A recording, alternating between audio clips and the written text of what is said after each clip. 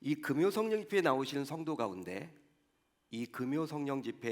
성도 가운데 처음 신앙생활을 하게 된 동기가 바로 만약 어느 누군가의 권유와 아니면 요청이었다면 정말 그 어느 누군가는 생명의 은인과도 같은 존재라고 감히 말할 수 있습니다. 여러분들을 살렸기 때문에 여러분들에게 영생을 이제 받도록 하나님께서 그 누군가를 통해서 복음을 전했고 또 여러분들이 그 복음을 듣게 되지 않았습니까? 그렇기 때문에 어떤 의미에서 보게 되면 우리의 생명의 은인과도 같은 자라고 감히 말할 수 있겠죠. 자, 이처럼 사람은 누구나 만남의 복이 있어야 한다. 만남의 복이 있어야 한다라고 우리가 말들을 하곤 해요. 자, 그런데 신앙생활을 하는 성도들 역시 이런 만남의 복은 너무나도 중요합니다. 세상 사람들만 만남의 복을 주장하고 또 강조하는 것이 아니라 저와 여러분들처럼 예수를 믿는 신자들도 만남의 복이 필요해요. 자, 왜냐하면 장거리 레이스와 같은 신앙생활이다 보니 만약 성도 주변에 매사에 삐딱하거나 부정적이거나 불만이 가득한 누군가가 있어서 그분과 교제를 나누고 또 어울리다 보면 자신도 모르게 그분처럼 되어서 결국 신앙적으로도 마이너스가 될 수 있기 때문입니다. 실제 그래요. 좋은 사람들을 만나야 되겠죠. 그러니까 여러분 교회 내에서도 정말 나에게 멘토와 같은 기도하는 권사님, 기도하는 장로님, 기도하는 집사님 이런 분들을 만나면 얼마나 좋겠습니까? 근데 여러분 모든 사람이 다 그렇지는 않다라는 거예요. 자, 심지어 건강하게 신앙생활을 해왔던 성도가 만약에 비성경적이거나 잘못된 신학적 가르침에 빠진 주변 누군가와 긴밀하게 접촉하다 보면 어떤 일이 벌어집니까? 건강하게 신앙생활을 해왔던 자도 바른 신앙생활에서 멀어지기 마련입니다. 전 여러분 목회하면서 그런 분들을 많이 봤어요. 교회에서 정말 열심히 신앙생활을 하는 분인데 직장에서 이렇게 좀 이단에 속해 있던 분들과 이단인지도 잘 몰랐죠. 근데 그런 분들과 이렇게 접촉을 하다 보니까 어느 순간 여러분 교회에서 멀어지더라는 것이죠. 교회에서 멀어져요. 자꾸 접촉을 하다 보니까 그런 경우들도 저는 봤습니다. 자, 그렇기 때문에 성도인 우리 모두 나와 친하게 지내고 나와 속 이야기를 터놓는 가까운 분이 행여나 계시다면 혹시 그분은 과연 나에게 건강한 에너지를 주는 분인지를 점검하셔야 하는 것이고 더 나아가 자기 자신도 주변 누군가에게 좋은 에너지를 주도록 힘써야만 할 줄로 믿습니다. 이 밤 이 말씀을 듣는 도중에 내 옆에 살리는 자가 있는지를 점검할 수 있기를 바랍니다. 자, 옆분과 한번 이렇게 이야기합시다. 앞으로 살리는 자가 되겠습니다. 앞으로 살리는 자가 되겠습니다. 앞으로 살리는 자가 되겠습니다. 앞으로 살리는 자가 되겠습니다. 그러니까 저도 그렇고 여러분들도 그렇고 이 밤에 우리 모두 다짐하고 결단하면 좋겠어요. 앞으로 살리는 자가 되겠다. 그렇게 한번 해보는 저와 여러분들이 다 되셨으면 좋겠습니다. 한 국가에 군대 장관이 있습니다. 이 군대 장관은 지금의 국방부 장관이기 때문에 군 통수권자인 왕 혹은 대통령의 명을 받들어서 정군을 통솔하게 됩니다. 더 나아가서 이제 주변 나라의 최고 통치자 혹은 군대 장관을 만나서 군사적이고 외교적인 해법을 논의해야만 하죠. 따라서 예로부터 군대 장관이 되려면 다른 무엇보다도 건강해야 하는 거예요. 건강해야 합니다. 국방부 장관은. 만약 건강하지 못하게 되면 너무나도 중차대한 일들을 감당하기가 어렵게 되겠죠. 더 나아가서 고대 사회의 군대 장관은 이제 전쟁이 발발하게 되면 직접 나가서 최일선에서 싸워야만 하기 때문에 어떤 고위직보다도 강인해야만 했습니다. 자, 그런데 아람 나라의 군대 장관인 나아만은 안타깝게도 건강하지 못했습니다. 바로 그에게는 불치병이었던 지병이 있었는데 바로 어떤 병이었습니까? 오늘 말씀에 나와 있다시피 나병에 그는 걸려 있었어요. 당시 그는 아람 왕으로부터 크고 존귀한 자요 큰 용사로 신임까지 받았는데 그 이유는 바로 이전에 있었던 중요한 전쟁에서 그가 아람이 이기는데 혁혁한 공헌을 했기 때문이에요. 나라를 구한 거죠. 전쟁 영웅이 된 겁니다. 그렇기 때문에 왕으로부터도 굉장히 신임을 받았습니다. 그러기에 그는 군대 장관이었지만 보통의 군대 장관과는 달리 왕으로부터 인정을 받았고 백성들로부터도 인기가 꽤 높았어요. 자, 그러면 당시 그는 무슨 질병을 앓고 있었을까요?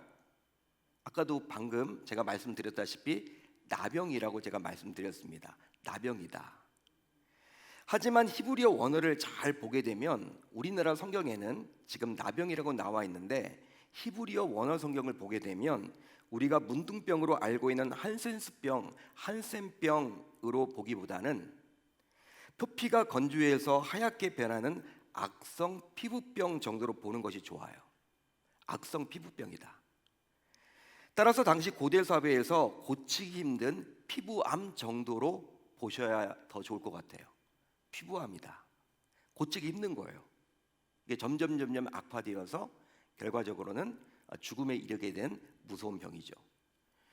자, 그렇게 꼭 봐야만 하는 이유가 있는데 정말 나아만 장관이 문둥병에 걸렸다면, 우리나라 성경에 나와 있듯이 나병에 걸려 있다면 과연 그 많은 전쟁에서 장수로 참여할 수 있었을지 의문이 들기 때문이고, 더 나아가 당시 나아만이 아무리 강대국의 군대 장관이라 하더라도 결코 이스라엘 왕을 만날 수 없기 때문이에요. 왜? 나병이면요 전염성이 강하기 때문에. 아무리 강한 나라의 군대 장관이라 하더라도 격리를 시켜야지 이스라엘 왕을 아련할 수는 없는 겁니다. 따라서 나아만은 문둥병에 못지않은 치명적인 피부 질환을 앓고 있었다라고 보는 게 더 합리적이에요. 자, 그러니 나아만의 입장에서는 정말 빨리 낫기를 소망했겠죠. 하지만 온갖 노력을 기울여도 아무런 소용이 없던 차였습니다. 어떤 소용도 없는 거예요. 여러분 군대 장관이니까 좋은 약을 발라보기도 하고 의사를 찾아가서 웬만한 치료는 다 받았을 거 아닙니까? 당시 아람은 강대국이에요. 강대국입니다. 그러니까 의학적인 치료를 다 동원해봤지만 안 되는 거죠. 자, 그러던 중 나아만 집에 이스라엘에게서 잡혀온 어린 소녀가 있었는데 이 소녀가 뜻밖의 이야기를 했습니다. 당시 이 소녀는 나아만 장관의 아내의 수종을 들고 있었는데요, 아마도 소녀는 자신의 주인이 고민하고 걱정하는 모습을 옆에서 지켜보면서 이렇게 내뱉었던 것 같아요. 자, 오늘 말씀 3절을 볼까요? 우리 같이 한번 읽어봅니다. 시작. 우리 주인이 사마리아에 계신 선지자 앞에 계셨으면 좋겠나이다. 그가 그 나병을 고치리이다 하는지라. 아멘. 자, 그런데 정말 놀라운 일이 벌어졌습니다. 놀라운 일이 벌어졌어요. 이런 이야기를 듣게 된 나아만은 즉시 채비를 갖추고 이스라엘로 향했습니다. 당시 그가 얼마나 절박했으면 제대로 검증도 하지 않은 채 한 여종에 불과했던 이 소녀가 이야기한 것을 그냥 그대로 받아들이고 그냥 출발을 해버린 거예요. 이스라엘 머나먼 나라로 자신의 병을 고치기 위해서 그리한 거죠. 그러니까 일반적으로는요 점검을 하겠죠. 그게 사실인지 아닌지. 사람을 미리 보내서 진짜 엘리사가 그곳에 살고 있는지 이스라엘에 그런 것들을 미리 다 사전에 점검할 거 아닙니까? 그런데 당시 여러분 이 나아만이 얼마나 절박했으면, 빨리 낫기를 원했으면 어떤 점검 절차도 하지 않고 그냥 이 소녀의 이야기를 듣고 그냥 달려갔겠습니까? 그만큼 급박했던 거예요. 실제로 너무나도 절박했기 때문에 단순히 어린 소녀의 말만 듣고 이스라엘에 있는 선지자인 엘리사를 찾아갔던 나아만. 자, 그런데 이 나아만이 분노하면서 다시 자신의 고국인 아람으로 돌아가겠다라고 고래고래 소리를 지릅니다. 어디 나와 있습니까? 11절 상반절에 나와 있죠. 나아만이 노하여 물러가며. 여러분, 그렇다면 자기의 중한 병을 고치겠다며 단숨에 머나먼 길을 달려왔던 나아만은 왜 분노하며 이제 고국으로 돌아가려고 했던 것일까요? 왜 나아만은 중간에 마음이 바뀌게 되었습니까? 나아만이 마음이 바뀌게 된 원인이 무엇입니까? 더욱이 그의 마음을 바꾸게 할 만한 무슨 일이 과연 그에게 일어났던 것입니까? 그런데 오늘 말씀 14절을 잘 보시면 다음과 같은 일이 그에게 일어나게 되었습니다. 14절 우리 한번 같이 읽어봅니다. 시작. 그의 살이 어린아이의 살같이 회복되어 깨끗하게 되었더라. 아멘. 아멘. 이 구절에 따르면 나아만은 그동안 자신을 끊임없이 괴롭혔던 지병에서 회복이 되어서 결국 어린아이의 살같이 깨끗하게 되었어요. 기적이 일어난 거죠. 기적이 일어난 겁니다. 자, 그렇다면 어떻게 화를 내며 돌아가겠다라던 그가 그리 온전하게 치유를 받게 되었습니까? 집에 간다며요. 집에 간다고 했던 그가 어떻게 그렇게 깨끗하게 고침을 받게 되었던 것입니까? 여러분, 당시 나아만이 분노했던 이유가 있습니다. 분노했던 이유가 있겠죠. 분노했던 이유는 과연 무엇 때문입니까? 그것은 바로 엘리사 선지자가 자신을 푸대접하며 더러운 요단강에서 몸을 씻으라고 요구했기 때문이에요. 따라서 그는 자기의 질병보다 더 무서운 교만과 자기의 생각으로 인해서 자체 치유받을 수 있는 절호의 기회를 놓칠 뻔했던 것입니다. 한마디로 안타깝게도 그는 온몸이 썩어가며 죽음의 그림자가 드리운 와중에도 결국 자존심과 체면에 사로잡혀 있었습니다. 자, 그런데 어떻게 이런 나아만이 어린아이의 살처럼 회복되어서 결국 깨끗하게 되었던 것일까요? 여러분, 그 이유가 무엇입니까? 그것은 바로 그의 곁에 그를 살리려는 자들의 살리는 음성이 있었기 때문입니다. 살리는 음성이 있었기 때문입니다. 실제로 그를 살리려는 자들의 믿음의 음성이요, 살리는 음성이 계속되었던 것이죠. 하지만 어떤 의미에서 볼 때 이들은 나아만에게 쉽게 말할 수 있는 처지가 아니었어요. 나아만에게 그냥 쉽게 이야기할 수 있는 처지가 아니었다라는 거예요.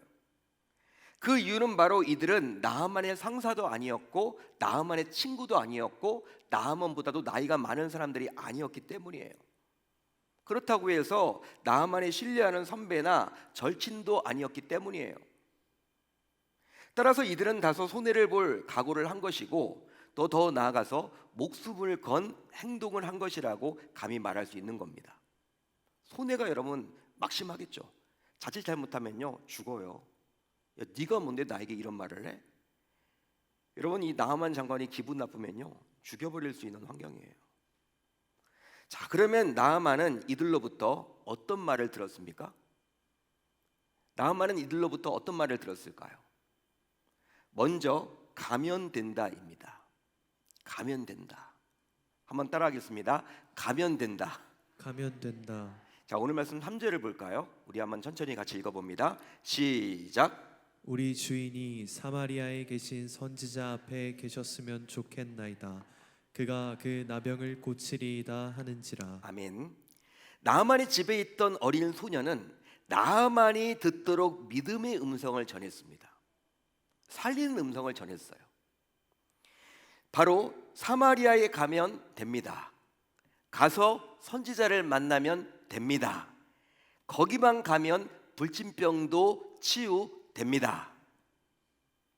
따라서 자기 주인을 살리려는 믿음으로 사마리아에 가기만 하면 된다라는 어린 소녀의 음성은 결국 나아만을 살리려는 외침이었던 셈이죠. 더 나아가 그녀는 그의 곁에 숨겨진 신실한 동역자였습니다. 신실한 동역자였어요. 결국 이런 어린 소녀의 가면 된다라는 음성을 들었던 나아만은 사마리아에 가게 되었고 사마리아에 살던 엘리사를 찾아가게 되었어요.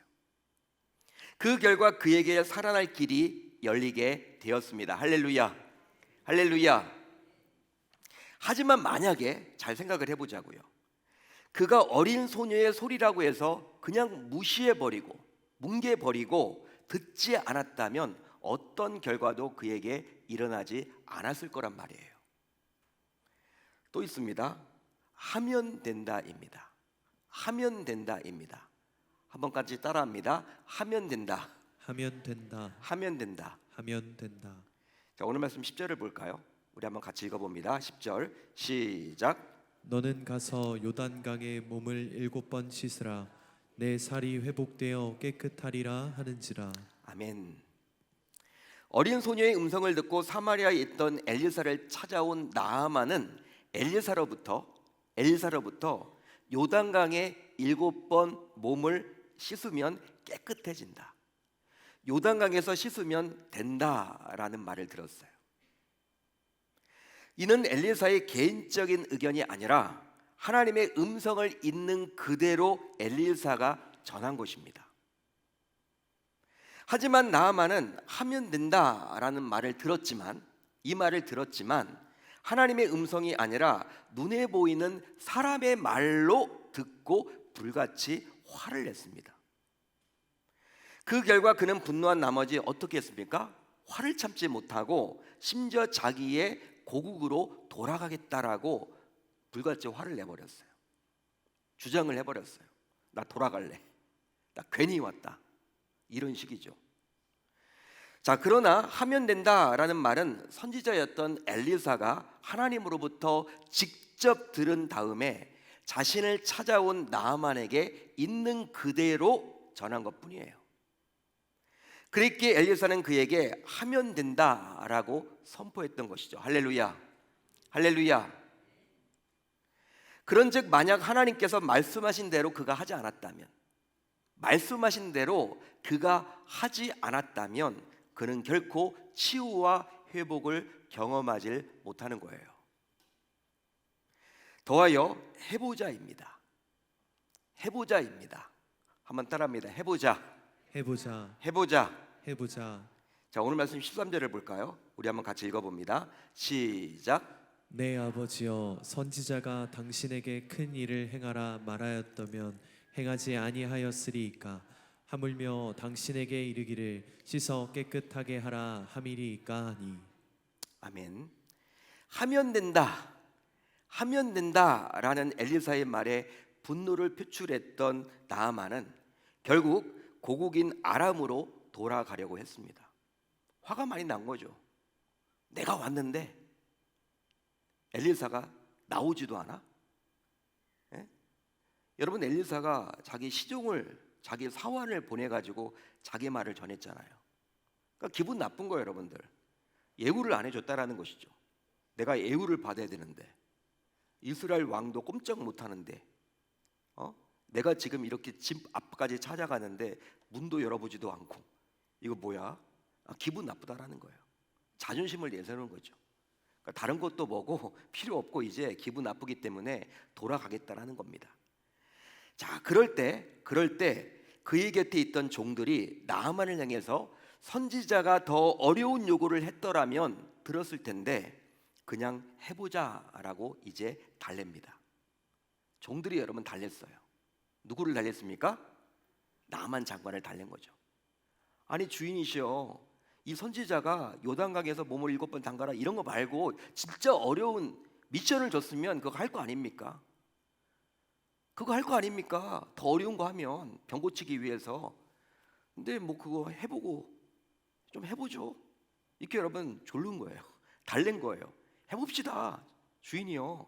너무나 아쉽잖아요. 여기까지 왔는데 해봐야 되지 않겠습니까? 한마디로 그 무엇도 해보지도 않고 분노하며 돌아서는 나아만의 결과적으로 어찌 될 것인지를 너무나도 잘 알다 보니 그들은 해보고 나서 돌아서도 늦지 않는다며 결과적으로 해보자라고 자기 주인을 달래고 또 달랬어요. 따라서 나아만 곁에서 끊임없이 설득하던 이런 종들이 없었다면 아마도 나아만의 결과는 비참했겠죠. 할렐루야. 그러기에 만약 하면 된다라는 하나님의 음성을 듣고 해보지도 않고 자기 생각대로 해버리고 말았다면 결국 나아만은 어떤 기적도 맛볼 수가 없었겠죠. 믿으시면 아멘. 믿으시면 아멘. 그런즉 해보고 나서 분노해도 늦지 않습니다. 해보고 나서 돌아서도 손해보지 않는 거예요. 여러분, 결국 계속해서 해보자는 종들의 간청을 들었던 나아만은 결과적으로 다음과 같이 요단강의 몸을 7번 씻게 되었는데요. 어디 나와 있습니까? 14절 상반절에 나와 있죠. 나아만이 이에 내려가서 하나님의 사람의 말대로 요단강에 7번 몸을 잠그니. 그렇다면 나아만은 과연 믿음이 있었기 때문에 엘리사의 말대로 했던 것일까요? 여러분들에게 물어보려고 그래요. 이 나아만이 믿음으로 지금 이렇게 요단강에 들어가서 몸을 7번 담근 겁니까? 여러분 어떻게 생각하세요? 이거 믿음으로 여러분 우리가 봐야 되는 건가요? 결코 그렇지 않죠, 여러분. 여기서 믿음 이야기하면 안 돼요, 여러분. 믿음 이야기하면 안 됩니다. 여기서는 이 나아만이 믿음 없는 사람이에요. 자기 병 고치려고 온 거지 막 믿음이 충만해가지고 막 이렇게 찾아온 게 아니라는 거예요. 그러니까 요단강에 들어가게 된 것도 믿음으로 들어간 게 아닙니다, 여러분. 오히려 나아만은 그냥 엘리사의 말대로 한번 해보자. 그래, 뭐 이거 한번 해보자. 이렇게 종들이 간청하는데 그냥 한번 물에 들어가 보자. 여러분 그런 심정으로 요단강의 몸을 7번 씻었을 뿐이에요. 믿음이 아닙니다, 여러분. 절대 믿음이 아닙니다. 그냥 여러분 해본 거예요. 그냥 해본 거. 왜? 하도 조르니까 이 종들이. 한마디로 그는 억지로라도 그냥이라도 안 되면 가만두지 않겠다라는 심정으로 엘리사의 말대로 해본 것뿐이에요. 그랬더니 정말 놀랍게도 나병이 어린아이의 살처럼 깨끗하게 치유되었습니다. 할렐루야, 할렐루야. 한마디로 그는 자체 생명을 해할 중한 피부 질환에서 회복되는 놀라운 기적을 맛보게 된 것이죠. 자, 그리함으로 말씀대로 사는 자에게는 결과적으로 말씀을 주신 하나님께서 그 인생을 책임져 주시는 결과가 있음을 우리에게 친히 보여주십니다. 믿으시면 아멘. 믿으시면 아멘. 사랑하는 성도 여러분, 이 말씀을 듣는 여러분들은 사람이 혼자서도 제대로 살아갈 수 있다고 여기십니까? 사람이 혼자서도 온전하게 살아갈 수 있다라고 여기십니까? 여러분 어떻게 생각하세요? 물론 이 질문에 그렇다라는 확신이 강해져서 평생 혼자서만 살아가려는 분들이 예전과 비교해 볼 때 훨씬 많아졌어요. 요즘 1인 가구가 굉장히 많아졌잖아요. 혼자 살아가지 뭐. 혼자 살아갈 수 있어. 예전에 비해서 여러분 이 질문에 그렇다라는 대답이 많아진 거죠. 하지만 사람은 살아가기 위해서 나이에 걸맞게 공부도 해야 하고 돈도 벌어야만 하고 거기에 더하여 성도라면 신앙생활을 하고자 교회에도 출석해야만 하기에 일종의 관계를 맺고 살아갈 수밖에 없는 존재입니다. 여러분 돈을 벌려면요 관계를 맺어서 돈을 벌지 뭐 택배를 하더라도 여러분 관계를 다 관계 속에 맺는 거잖아. 조직 문화에 들어가 있는 거잖아요. 여러분 자기 혼자 해서 어떻게 돈을 벌어요? 학원을 다니더라도 여러분 관계를 맺을 수밖에 없고 아이들이 학교를 다니더라도 관계를 다 맺어. 교회도 여기서 마찬가지죠. 교회도 마찬가지입니다, 여러분. 관계 속에서 우리는 살아갈 수밖에 없다라는 거예요. 즉 학교에서 학원에서 직장에서 아무리 구멍가게와 같은 자영업을 하더라도 서로 간의 관계를 맺을 수밖에 없는 게 바로 우리의 삶이라는 거예요. 교회 역시 어떤 관계도 맺지 않고 주일 예배에 출석할 수는 있겠지만 그것은 온전한 신앙생활이라고 말하기는 어려워요. 왜? 예배만 드리는 거기 때문에. 신앙생활이 예배만 드리는 겁니까? 그거 아니거든요. 따라서 삶과 신앙 모두 일종의 관계를 맺으며 그 관계 안에서 할 수밖에 없는 것입니다. 그러니까 여러분 우리 성도들은요 삶과 신앙에서도 모두 관계를 맺고 살아갈 수밖에 없다라는 것이죠. 자, 그렇다면 지금 내 주변에는 과연 누가 있을까요? 내 주변에는 과연 지금 누가 있을까요? 한번 떠올려 보십시오. 이 질문에 배우자 혹은 가족을 떠올릴 수도 있겠고, 아니면 매일 만나는 직장 동료를 떠올릴 수도 있겠고, 어쩌면 사랑방 목자 혹은 사랑방원을 떠올릴 수도 있고, 더 나아가 함께 신앙생활을 하는 성도를 떠올릴 수도 있을 거예요. 함께 사역하는 누군가를 떠올릴 수도 있겠죠. 자, 그렇다면 그런 자들은 내가 어려움을 당할 때, 혹은 시험에 내가 빠졌을 때, 또 분노하거나 부정적인 생각에서 내가 벗어나지 못하고 헤매이고 있을 때 주로 어떤 말과 행동으로 반응할까요? 혹시 바른 방향을 제시하는 자가 내 주변에는 있습니까? 더 나아가 끝까지 내 곁에서 살리는 소리를 내는 자가 내 주변에는 있습니까? 끝까지 살리는 소리를 하는 자가 내 주변에는 있습니까? 오히려 안타깝게도 그냥 방관해 버리거나 더 나아가서 나를 떠나버리는 자가 아닌지요. 심지어 나를 죽이려는 소리를 막 질러내는 자가 내 주변에 있지는 않습니까? 한번 여러분 점검을 해보자는 거예요. 하지만 분명한 것은 성도인 우리 모두 나도 살고 내 주변도 살리는 자가 모두 되어야 할 줄로 믿습니다. 그러기 위해서는 어떤 순간에도 믿음을 선포하며 상황을 바꾸고 현실을 뛰어넘는 기적의 사람이 모두 되어야만 하는 것이죠. 할렐루야. 여러분, 혹시 지금 여러분들은 감당하기 힘든 문제로 힘겹게 살아가고 계십니까? 감당하기 힘든 문제로 힘겹게 살아가고 계세요? 자, 그렇다면 그 감당하기 힘든 문제는 무엇입니까? 더 나아가 감당하기 힘든 문제로 앞이 보이지 않습니까? 너무 감당하기 힘들어서 때론 신앙이고 뭐고 다 내려놓고 헐헐 어리는가 떠나버리고 싶지는 않으신가요? 그렇다면 이런 문제들 앞에서 성도인 우리가 이제 다음과 같이 다짐하고 결단을 해 봅시다. 먼저 예수님께 가면 모든 것이 해결됩니다. 또 말씀대로만 하면 됩니다. 더하여 먼저 해보면 압니다. 그뿐 아니라 억지로라도 해보면 문제가 떠나갑니다. 그렇습니다. 내 생각대로 살면 망합니다. 내 방법대로 살면 망합니다. 내가 아는 대로 하면 망합니다. 내가 하고 싶은 대로 하면 망합니다. 망하는 길이에요. 따라서 성도인 우리 모두 창조주가 아니라, 저와 여러분들은 창조주인 신이 아니라 피조물임을 스스로 인식하고 부족한 내 곁에 나를 살리는 동역자가 반드시 있어야만 하는 거예요. 그러기 위해서 이제부터 스스로 자기 옆에 살리는 자를 두는 것에 우선순위를 둬야 할 줄로 믿습니다.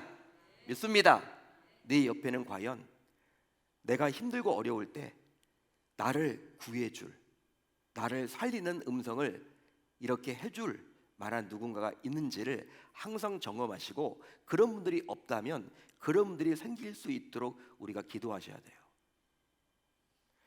더 나아가 나 역시도 이제 어느 누군가의 살리는 동역자가 되도록 힘써야만 할 줄로 믿습니다. 나도 여러분 동역자가 되어야 하는 것이죠.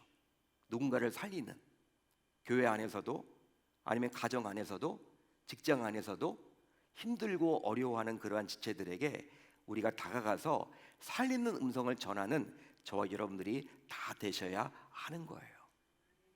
여러분, 나만을 보세요. 나만이 여러분들 믿음으로 이렇게 나가서 고침받은 게 아니라니까요. 그 주변에는요 살리는 자들이 있었어요. 하나님의 주권 가운데 섭리 속에서 그에게 그렇게 사람들을 붙여주지 않았습니까? 근데 이런 자들이 우리 주변에도 있을 텐데 누가 있냐라는 거예요.